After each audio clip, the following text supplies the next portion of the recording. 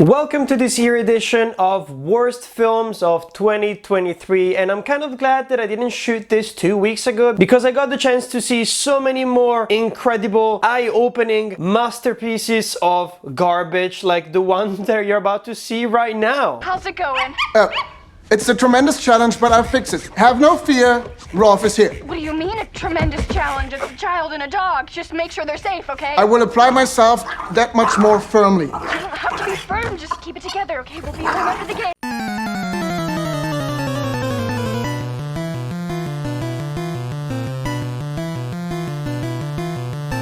No! God, please, no! No! As I did last year, I also added quite a lot of awards and nominations for some of the worst things that I got to see this year. It was inspired by the Razzie nominations, of course, but I also added my own special ones, which are 100% original, definitely more interesting than the movies that I'm actually gonna be talking about.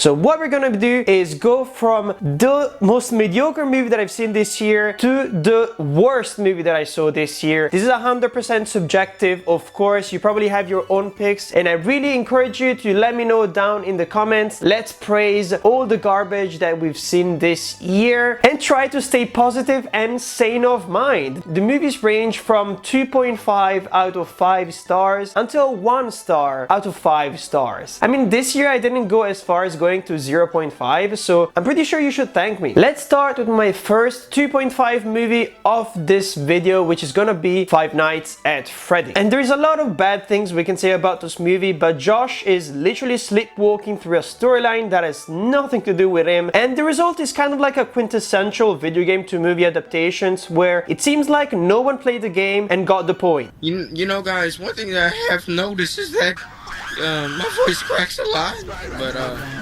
you know, everything will be alright, you know. Having said that, I would never go as far as saying that this is one of the worst horror movies of all time, like a lot of people are claiming online. There are plenty of reasons why it failed miserably though. First of all, an utter and complete lack of scares, jump scares, tensions, dread, or even like any kind of kill ecstasy. There is nothing here. All the deaths happen off screen or are suggested, and the film is so preoccupied with telling a story about Josh that it kind of forgets that this is not about him at all. Now let's move to the other 2.5 movie on my list, which is gonna be Antman and the Wasp Quantumania. I have an entire video dedicated to this movie, kind of like destroying it and nitpicking every single thing humanly possible, but at the end of the day, you just have to look at the special effects to know that this movie is utter garbage, and you have to compare also the budget that he has and to the final result. I'm not even talking about the multiverse thing, the Kang thing, or the fact that there are so many bad performances in this movie. Just pick out all the bad moments concerning the CGI and you already have a really good candidate for the worst movie of the year. Of course, I'm talking about the big face man, aka MODOK. That figure there, I mean, this might be one of the worst movies of all time just because of MODOK. Did I jump scare you? Yeah, I bet I did. You coward. You make me sick. Your weakness is pathetic. And the thing is, we can't really dissociate MODOK from the movie itself because he's in a lot of scenes and he also has a character arc. So like, we can't just not look at MODOK in this movie. And now for something quite fun, let's have a look at the worst male performances of this year. And the candidates are Ben Affleck in Hypnotic, Dermot Mulroney in Scream 6, Eddie Murphy in You People, Corey Stoll in Antman Quantumania, Javier Bardem in The Little Mermaid, and the winner is, of course, it's Corey Stoll in Antman and the Wasp Quantumania. My name is Darren. I am not a dick.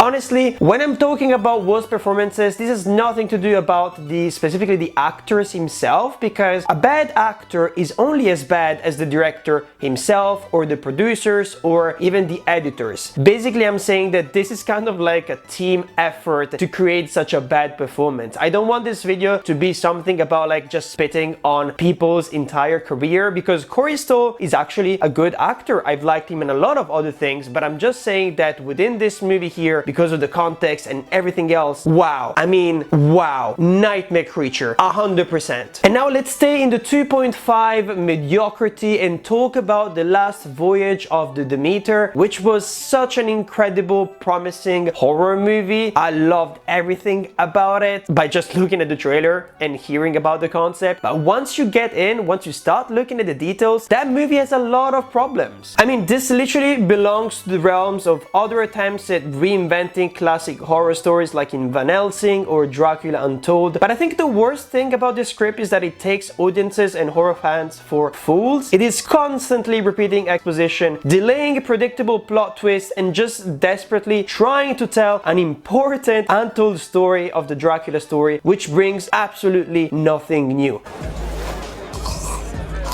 I mean, let's admit it, this film would be so much better if it was from the point of view of Dracula. The humans are so incredibly boring and poorly written. I'm glad they all died, to be honest. The thing is, with the 2.5 rating, very often I tend to still enjoy some things about the movies that I mentioned. I mean, you can't 100% disregard everything about them, even though I definitely want to take some points off Antman and the Wasp Quantumania now that I think about it. Should I put it down to 2? 1.5? And apparently we're skipping 2. And we're going straight to 1.5 out of 5 stars on Letterboxd, and we're talking once again about a horror movie called Cobweb. I'm not talking about the South Korean movie called Cobweb as well. Honestly, are you people insane? How is it possible to have two movies who have nothing to do with each other, coming from two completely different countries, called the exact same thing? It's weird. Why?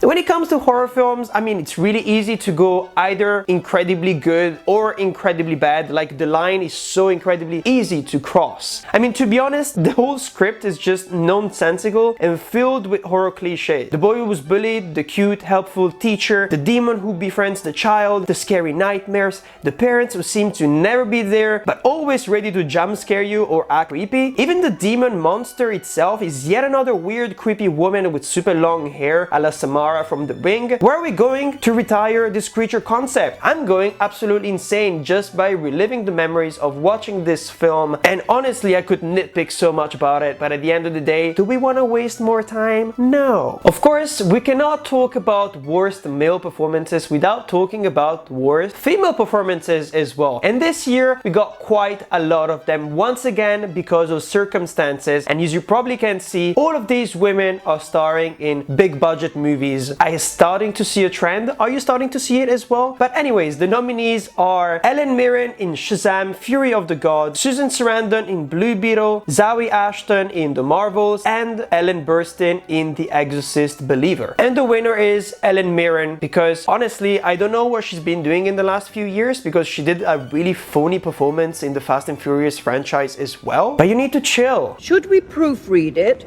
Nah, Steve doesn't make mistakes, just writes what you say. Great, I feel good about this. Me too. She could have just stayed in the background and sent her sisters to do her whole job, and it would have worked way better. As it is, it's just campy, and it's not supposed to be campy. It's supposed to be taken seriously. The next 1.5 movie, I'm really sad to say this, but it's gonna be Blue Beetle. I didn't want to watch it at the movies, at the cinema, because I didn't want to support it just because it seemed so incredible, forgettable. Honestly, yes, representation is really important, but then you, if you're part of that community, go and support the movie. But me, myself, I'm sitting there being like, I don't want to support this kind of like blockbuster superhero mentality where they just keep recycling the same ideas over and over, and they're just putting a new brush of fresh paint on top of it, and this time around it's literally just the representation. There is nothing else about this movie that is original. Because I mean, let's be honest, this is literally bargain bin Iron Man with a main character who doesn't need to do anything but shout funny things while the AI takes care of all the fighting. Oh, I forgot how bad it looks. I've seen worse. Where? You don't want to know. I mean, even Iron Man, when you think about it, has to work on his fighting skills, sets, and gets better across the film. Same goes for Spider-Man. And the worst thing about this is that it's incredibly easy to fix. Make sure that the suit is powerful and invulnerable, yes, but you still have to learn how to maneuver it. And honestly, the star that I gave to this movie goes to the rescue sequence that is enacted by the family at the very end, because it was incredibly fun and silly, and it's the only thing that works in the movie for me. There you go. I mean, a reviewer called this movie the best superhero CW episode I've ever seen. And yes, word, my dude, my expectations are that low, and I can see why you think that. The next movie is gonna be 1 star, and it's gonna go to Ruby Gillman. And a lot of people have enjoyed this, mostly because it's quite colorful, it seemed quite fun, but I look at the script, and the script of this movie just doesn't work at all. I mean, it was literally the screenplay equivalent of a direct-to-DVD predictable Barbie movie. And I mean, the animation style can't really decide between silly neon Aquaman and gorgeous, ultra-realistic Pixar. It is almost completely not funny or relatable in any way. And honestly, after having seen Turning Red or Disney's Luca, it is literally impossible to take this movie seriously. Isn't it great? No, it's bad and okay.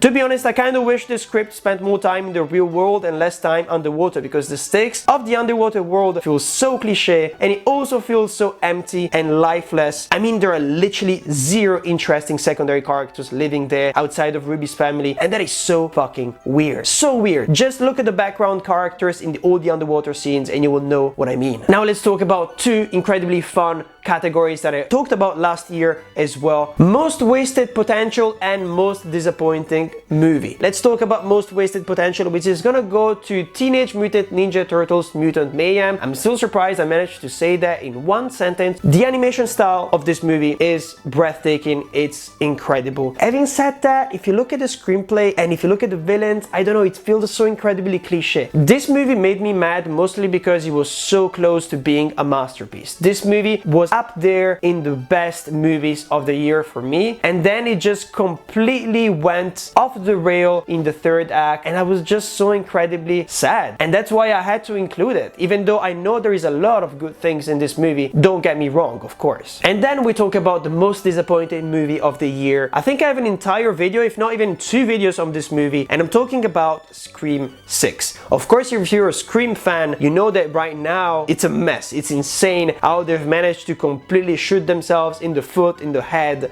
in the shoulder, in the heart. They're just bleeding all over the place basically, and I don't see how this franchise is gonna go back to life. But Scream 6 had a huge potential of making an incredible movie, kind of like taking advantage of what makes New York scary, and they didn't do it at all. For me, New York is not even a character in this movie, and if you probably know something about screenwriting, it's that if you make the town or the location anyways a character itself, then the movie starts taking a life of its own, and it's not the case here. We literally only have 1 scene which works and takes advantage of its location. It's the underground metro scene. Besides that, this movie could have taken place in any other town, and that's incredibly sad in my opinion. And also I have other problems with it, but I'm just gonna link you to the video because I could literally spend 20 more minutes talking about this movie. And now we're gonna stay in the 1 star once more and talk about a movie that I mentioned before, which is called Hypnotic, directed by Robert Rodriguez. Talking about a new level of mediocrity, am I right? Well, this is awkward. The line deliveries, the performances, the forced exposition, the action. I mean, Rodriguez is taking himself too seriously in this very silly movie, and it's not pretty. I mean, this is a mediocre B-action movie with A-list actors who are sleepwalking through the narrative, and there is no way we could save this. He was just trying to make his own Inception, and it didn't work at all. For me, mediocrity is even more insulting than being bad. And that's why the next movie on my list is gonna be Netflix The Mother, which has 1 star of 5 on Letterboxd. I mean, I feel like actually calling this an action movie is too much of a compliment because its middle act is so fucking boring. I'd rather go have brunch with my mom. And the editor must have been working with his feet because this is one hell of an awful movie when it comes to its action sequences. To be fair, it's also the DOP's fault. Shame on you. Why do you have so much money? Why are you allowed to make movies like this? It's insane. Give me the keys. Give me the keys and I will fix everything. Show me the money! And now we had another fun category which I called the worst posters of the year. I was inspired by another video of mine where I talked about the best posters of the year. Let's have a look at mediocrity and disgusting graphic design. The nominees are Antman and the Wasp Quantumania, who is kind of like the most represented movie in this list at this point. We've got Gran Turismo, Transformers, Rise of the Beasts, ew. The Flash, The Adults, My Big Fat Greek Wedding 3, and this promotional poster for the Little Mermaid movie, even though I know that it's not the official poster. Of course, I have to give it to this poster here. It's Disney. It's a huge movie with a lot of A-list stars. I'm a photographer as well, and how? Can you explain to me how no one looked at this and they were like, it's flat, it doesn't look real at all, it lacks texture. Fucking sucks. I mean, this is the biggest pile of shit.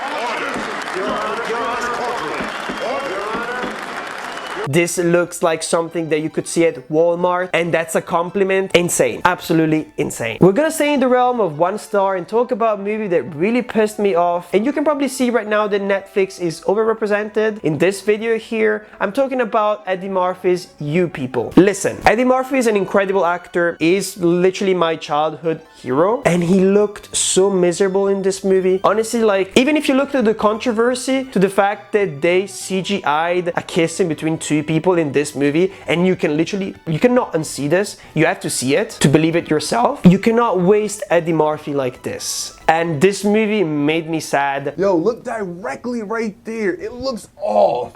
I can see it though. And it's incredibly funny because we got another movie with Eddie Murphy which came out like a couple of weeks ago, if I'm not mistaken, a Christmas movie, and he seemed to have so much more joy doing that. So let's not cast Eddie Murphy in these kind of roles, because I'm not even saying that he's not good in dramatic and serious roles. It's just that he didn't really put his art into it. You can really see it. And we're talking once again about horror movies, and this one is probably get some people fired up because I'm talking about Totally Killer, which got 1 star from me. I'm kind of hating this new trend of horror movies which are becoming postmodern and are traveling through time to fix things and are self-referential, and they have so many jokes at the expense of Gen Z people. It was funny when Happy Death Day to You did it. It was funny when Scream does it as well, but I'm getting tired of it, and this movie is so filled with cliches that they don't even know how to make camp well anymore, and this movie is an excellent example of that. And I could sit here and pinpoint all the different moments, but at the end of the day there are 2 reasons why one enjoys slashers. You either get scared for the main characters because you like them, or you hate everyone and are rooting for the killers to bash some brains. This movie does neither, and personally I call that a failure. I don't know, maybe you should cancel it.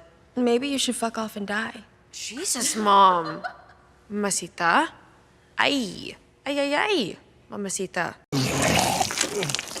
And I actually realized that this movie was written by Sasha Pearl-Braver, who is a person who used to work for Screen Junkies, and I loved her. She's so incredibly funny. She has so many interesting things to say when it comes to her reviews as well. I'm happy for her, but I'm also sad for her because she's really out of touch with the Gen Z generation, and her attempts at writing dialogues was kind of laughable. I'm so sorry. I'm having fun, but at the same time, like, I want people to just do better, and I want us to get better movies at the end of the day, and that's why I make these kind of videos. I don't make them just to send some random hate to hard-working people in the industry, just to let you know. And now to change the mood a little bit, we've got 2 fun categories. One is called Worst Sequel, and the nominees are Fast 10, Antman and the Wasp Quantumania. At this point I don't have to add anything. Expendables or Expendable 4, The Exorcist Believer, John Wick Chapter 4, and the winner is Expendables 4. This didn't need to exist. Nobody watched it, nobody cared about it, to the point that even Stallone himself apparently is not in the movie for most of it. Why at this point? Why? And then we've got something quite fun which I created last year, which is called the Worst Human Beings of the Year, and the nominees are the Disney millionaire Bob Iger spitting on the writers and actors strikers, The Weeknd from The Idol, and you know what I mean, David Gordon Green for ruining yet another iconic 80s classic franchise with The Exorcist, of course, Netflix execs for cancelling Shadow and Bone after only 2 seasons and blaming it on SAG-AFTRA, or even Warner Bros. Execs taking a tax write-off for the movie Coyote vs. Acme, only to realize that they could sell the movie to other platforms before doing that. Of course, the winner is the last one. How can you be so incredibly rich but also so incredibly stupid? You can take a tax write-off, but you can also sell the movie immediately at the same time without turning it into a big deal like they did for Batgirl, like they did for Scoob. I just don't get it. Who are the people who work behind the snes, who make these kind of decisions? It's so incredibly insane. And now let's talk about a movie that probably no one has heard of before. It's on Netflix. It's called The Monkey King, and it received a beautiful 1 Super Mario star from me. Honestly, what the hell is this? It's kind of like Hercules meets Kung Fu Panda, sponsored by Wish. The Monkey King might be the most ADHD animated movie of the year. The pacing is so weirdly all over the place, you end up not caring about anything. Let's not even talk about the humor. I will give 1 star to the 99 demons fighting montage, which was beautifully animated. Everything else is trash. Next, please get out the door. Get out the door right now. I don't want to see you ever again. Honestly, I don't like monkeys anymore because of this movie. And now for what I consider to be the worst movie of the year. This is on the podium up there. This represents everything wrong with the industry, with the horror industry specifically. I'm talking about The Exorcist Believer. Do I have to say more? Okay. The body in the blood. The body in the blood. Catherine. The body in the blood. Catherine. The body in the blood. The body in the blood. The body in the blood. The body in the blood. Enough! The body in the blood. Stop it! Shut up! Shut up! Shut up! I don't know how in the year of our Lord 2023 you can still make yet another copy and paste version of the original movie over and over again. It's almost like horror filmmakers are cursed with collective amnesia when it comes to Exorcist movies. Here's an original idea. How about a movie where people get possessed, but instead of spending the whole movie curing them, we just watch them fuck shit up? Just make a good vibes satanic movie. I mean, at this point, anything but this. There is even an Avengers Assemble moment at the end where people are chanting in Latin in a circle. I swear if I have to watch yet another Exorcist movie trying to convince me to go to church, I'll go there naked, covered in blood, and shout the body and the blood. I swear I'll do it. Force me to watch yet another forgettable Exorcist movie and I'll do it. I'm not kidding. I will do it.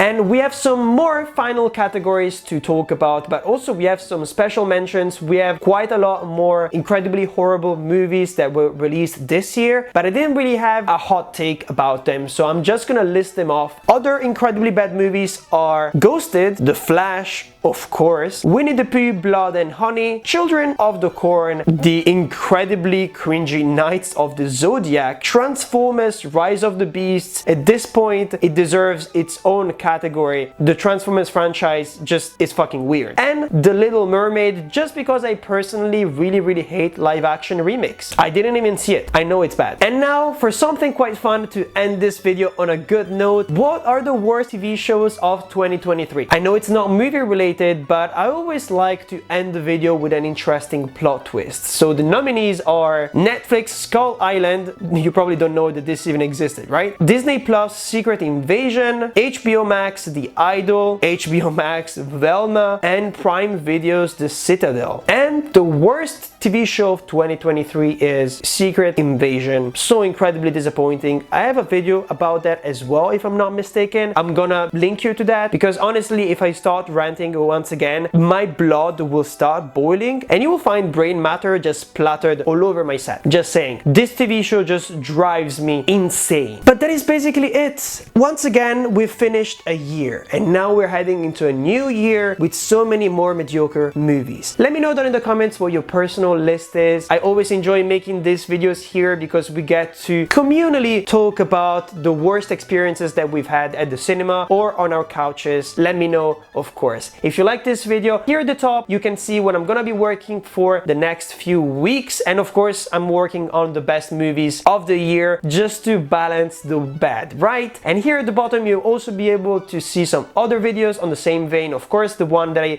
released last year on the worst films of the year, which was actually quite successful. I'm really proud of it. And other videos in the same vein if you like to hear me ranting, because I love ranting, of course. Anyways, don't forget to smash that like button, because every single time that you do that, you support original filmmaking and incredibly niche